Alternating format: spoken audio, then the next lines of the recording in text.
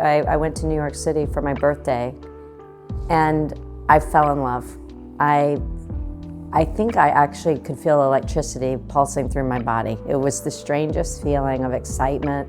And I tell everybody, I'm like, when they say, where should I go for my first job? The first thing I say is, what geography is calling you? When I graduated from college, I wanted to go to New York City. When I landed, I thought I wanted to be in advertising. I wanted to do something creative. So anyways, I got to New York, and BBDO happened to be on the front of all the trade magazines as Agency of the Year. It was the summer of 1985.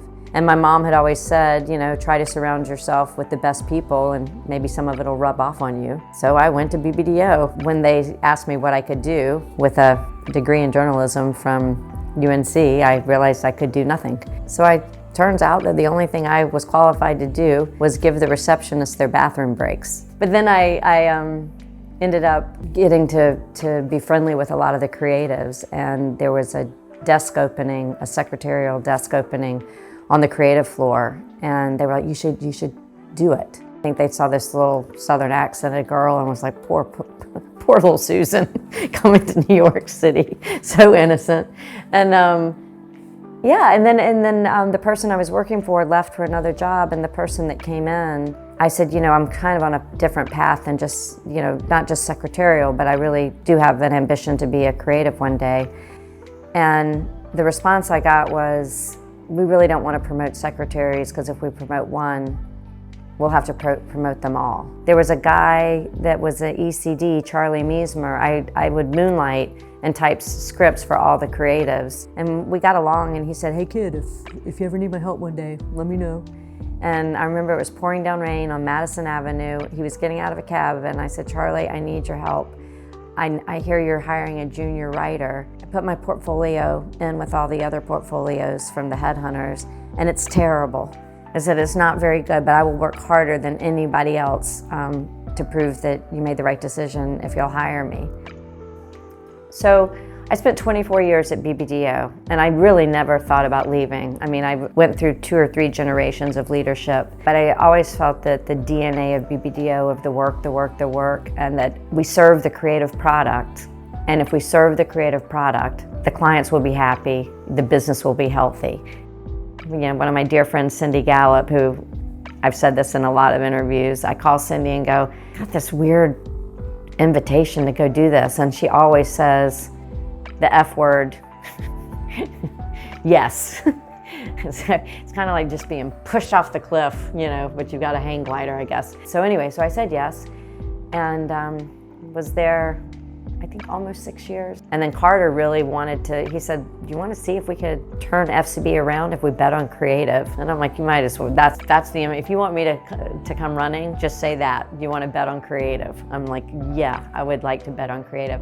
And so we set out to honor the roots of Foot, Cone, and Belding when they were doing incredible work. I think that the agency, when it was sunset last year, was 151 years old. And I'm proud to say, I think, you know, I'm sad that FCB doesn't exist today, but I like the fact that it went out on a very high note, you know, as Agency of the Year in North America, I think for the 6th or 7th year in a row, and good creative reputation, healthy business, you know, numbers. But yeah, and I would say that the FCB chapter, you know, people are like, well, what was that brand? It was FCB, and it was so incredible. You kind of are your own client, you know. Carter and I and our team would be like, what if we did this? Do we think this would matter? And yeah, when you are approving your own ideas, it's kind of fun. The M&Ms, let's just say, nobody wanted to work on M&Ms. And Steve and I were just at the point where we were starting to be a little bit more senior, but we didn't have the right of refusal. So we got the account. And I remember Steve and I were driving out to Hackettstown to go meet with Paul. And I said, this is going to kill our careers. You know, we're going to be working with these little characters that are like Saturday morning cartoon characters, and if we get pegged as this kind of creative, we're not doing Pepsi, we're not going to do the big fancy stuff. I'm going to say I said it. I think I did. I said, I think you should kill the characters. Paul said, well, we're not going to kill the characters because they've been around since the 30s and that's not going to be on me. And he said, but why do you want to kill them? And I said, I think they're too childish. The M&Ms is such a quintessential, beautiful brand, and it deserves more sophisticated marketing. I don't know what it is. So we went back, and there's 6 colors in the bag. At the time, there were 2. There was a plain and a peanut, red and yellow. And so we designed the colors after a comedic ensemble, what would that look like? And we went back and showed it to Paul. And I remember he said, I don't have enough money to develop 2 characters, much less 6. And my answer was, yeah, but over 10 years. I've watched it in my career over brands, like things that, start off as an idea, something that you care about, something small, but you keep building on it, and you turn around one day and you've got the M&Ms characters in the franchise, but it started with a very, what if we did this? And I'm so thankful that Paul was in the driver's seat of being a visionary for the brand. As I like to say, I don't think we saw a bag of chocolate, we saw a bag of entertainment. And it's interesting, M&Ms during my career never won any awards, which is another reason that I always say awards are part of a successful journey in this business, but don't let it define the work that you do. Well, I felt a little guilty because I was in Las Vegas by the pool having a margarita. So I was like, oh, hi, with my husband.